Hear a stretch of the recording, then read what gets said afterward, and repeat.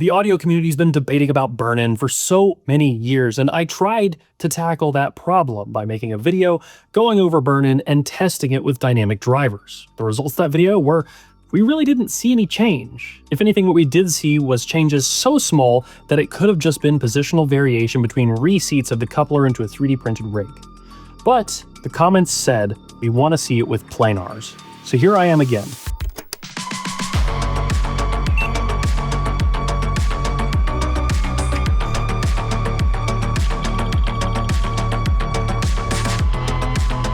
If you don't know what a planar driver is, it's essentially a grid of magnets like this over a film with a trace in it. The entire headphone moves in unison, and you can shine a flashlight right through this whole thing. You don't have a traditional voice coil assembly. So do these age any differently? Do they burn in differently? And will we see a positive or negative change? Well, there's only one way to find out, and that's by testing it. So here's what I did. I took a few headphones, one that's really expensive, over $2,000, and one that is really cheap, under $200. This isn't the headphones. Like before, I took those drivers and mounted them into a 3D printed enclosure so they couldn't be moved between reseatings, and then designed that enclosure to where a 7-Eleven ear simulator could be fit inside of the enclosure. I took a bunch of measurements and reseated it each time to make sure we could get an idea of variation. Then I took those drivers, I put them in a box, taped it shut, and put it in there with my dryer and ran it for 330 hours above my dryer. I'd say it's more harsh an environment than my last test was, where I just had them sitting in a climate-controlled office. Here they were getting the vibrations and the heat from my dryer and my washing machine. So if anything was going to have an effect, I would think that would be it. Otherwise, we could take it a step further and go dunk them in the ocean or something like that. Then 330 hours should be plenty to make sure we're actually measuring changes if they're there. A lot of manufacturers who recommend you burn in their headphones say you should do it for around 100 hours. And the growing community theory is the reason they say that is because that's about how much use it'll take before your headphone is outside of its return window. Unless you just leave them there playing, you're probably not going to use your headphones for 100 hours in 1 month. And a lot of brands don't want you to return things after 30 days. But I've got results right here after 330 hours. But before I show you the measurements, I'm going to show you our sponsor, LTTstore.com. You'd think that buying cables is really easy. It's just not. All of these are unlabeled and they have different specs. I don't know which one does what spec of fast charging, what will transfer data and at what speeds, and which ones just outright won't work because they're not compatible with the spec of my devices. And this is just reaching into a random bin of the dozens I have here. The universal nature of USB-C is great, and it's also kind of painful. But it doesn't have to be. Enter LTT's true spec cables. They tell you right here exactly what each cable is capable of.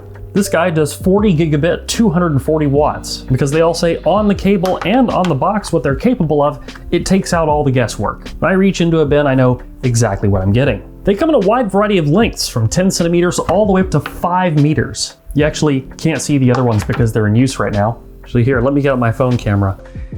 It literally is the cable I'm using to run my main camera across the room all the way over there. Right, can you see it? Can you see it?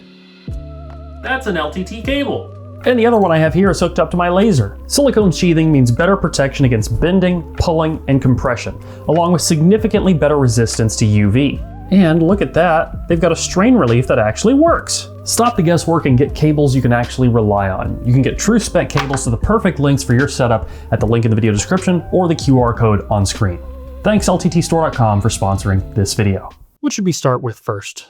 Let's do the cheap planar. After going back and testing with our 330 hours of burn-in, I took a bunch of measurements and then took a delta between the old measurements and the new measurements.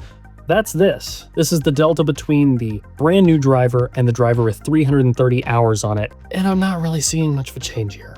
The only things I'm seeing is something that could genuinely just be down to the coupling. We see some slight peaks and dips that are very narrow Q, right between 1 and 2 kilohertz, and that's really it. You'll notice the scale on this graph also. We are pretty zoomed in, but it's up for you to draw your conclusions based off this.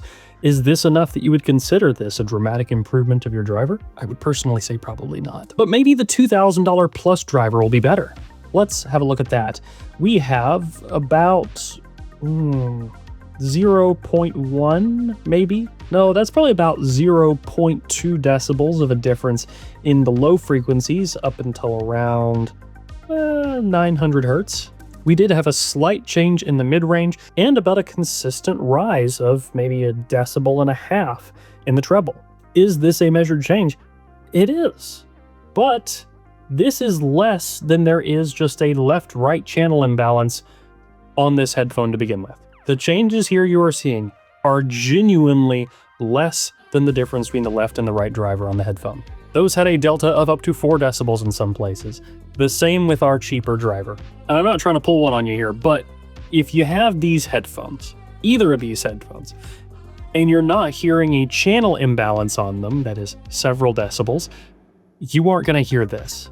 Now, there was one other driver that I tested, and that one actually did have some notable changes because the driver was falling apart. That driver was off-gassing, and the more it off-gassed, the more the driver seemed to be degrading, and I think it was actually a straight-up broken driver from the factory. So we decided not to include it in this test because it was performing so horribly and continuing to get worse and worse for the longer it was used. In fact, if it hadn't been for that, this video probably would have been out weeks earlier. But I wanted to rerun all the tests just to make sure that we weren't crazy, so I used the other drivers from the other ears. And what do you know, this time around, the results for both the over $2,000 driver and the under $2,000 driver was even smaller of a change.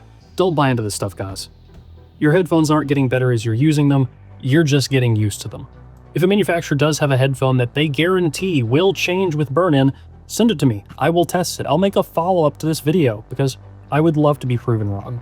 But so far, the tests are saying the opposite. Short video, I'm gonna wrap it up. If you want access to some EQ profiles I've made for the HDB 630, you can find them out at the link in the description on my Floatplane and Patreon, plus some other fun bonuses. Don't forget, good audio is getting cheap. Cheap audio is getting good. Price does not correlate with sound quality, and vote with your wallet.